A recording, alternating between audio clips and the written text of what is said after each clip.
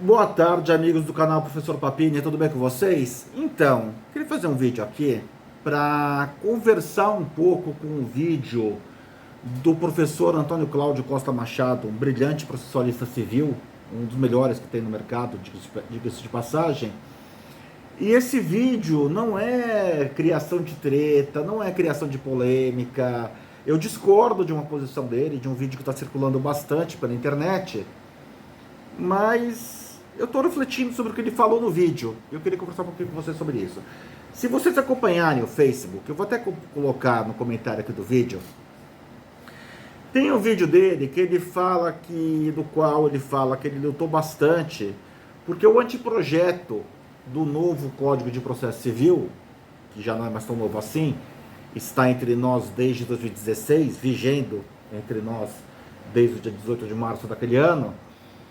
O anteprojeto do novo CPC, ele previa que as apelações cíveis não mais teriam efeito suspensivo, teriam apenas e tão somente efeito devolutivo.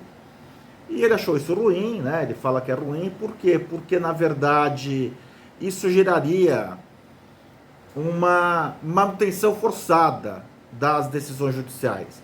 O que ele fala no vídeo, basicamente, é o seguinte: olha, você ganha o processo, a parte ganha o processo, a parte já executa a sentença, vai chegar no tribunal, o tribunal não vai ter coragem de reformar aquela decisão, porque, pô, meu, como é que vai ficar, né? Já foi executado, e agora? O credor, o réu da ação não vai mais ter como receber, etc. O tribunal teria uma tendência a, a manter esse julgado. Me chamou a atenção esse vídeo dele, vou falar primeiro por quê.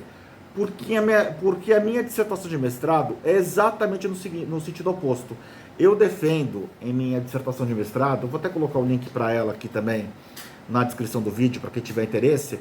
Eu defendo que todo recurso de apelação cível no direito brasileiro deveria ter apenas e tão somente o efeito devolutivo. Deveria acabar o efeito suspensivo, salvo raríssimas e justificadíssimas exceções, tá? E daí seria caso a caso, que o tribunal analisaria a necessidade ou não de uma liminar. Mas esse ponto que o professor levanta, eu acho interessante, me fez refletir. De fato, eu sei que alguns desembargadores teriam uma tendência a manter de forma forçada aquilo já decidido em primeira instância, para não se criar uma confusão muito grande, entendeu? Eu vou falar uma área onde isso aconteceria até com uma força maior. Ações possessórias. Eu já tive ação possessória aonde nós conseguimos uma liminar para evitar uma emissão de posse, só que entre o tribunal conceder a liminar e ela, de fato, chegar ao conhecimento do juiz, a emissão de posse aconteceu nesse ínterim. E depois o próprio tribunal que concedeu a liminar fala: "Ih, olha, considerando que já foi cumprida, que já aconteceu a emissão de posse, a melhor situação para esse momento é deixar a situação como está." Então, assim, nesse aspecto eu até concordo em parte com o professor. Só que tem um detalhe aqui, né, meus amigos? Se a gente for levar esse argumento a ferro e fogo, o judiciário vai ter medo de fazer tal coisa, o judiciário vai ter medo de revogar uma decisão, porque... Então, assim, a gente está dizendo que praticamente em toda ação penal, aonde o réu tivesse cumprido uma preventiva, tivesse ficado um tempo preso em flagrante, a tendência do judiciário seria de necessariamente condenar aquele réu, porque, olha a situação complicada que vai gerar. Em tese, ele pode mover uma ação contra o Estado, ir no CNJ, etc. Eu não concordo muito com esse argumento, tá? Sinceramente, eu tendo a discordar, e em favor do efeito devolutivo apenas dos recursos de apelação, em favor, a gente tem estatística.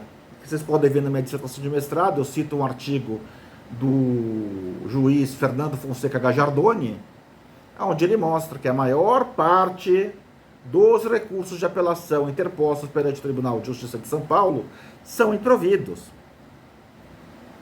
Então tem mais gente prejudicada com efeito suspensivo do que gente beneficiada com o mesmo. Gente que tem o direito legitimamente violado, pessoas físicas, jurídicas, bancos, etc., que não podem receber seu crédito. A gente tem que observar uma coisa também. Mesmo nas situações processuais onde não existe o efeito suspensivo da apelação ou de um recurso, por exemplo, vamos falar do recurso especial. Na prática ele existe, né, meu amigo? Alguém aqui já conseguiu levantar dinheiro de processo sem prestar caução?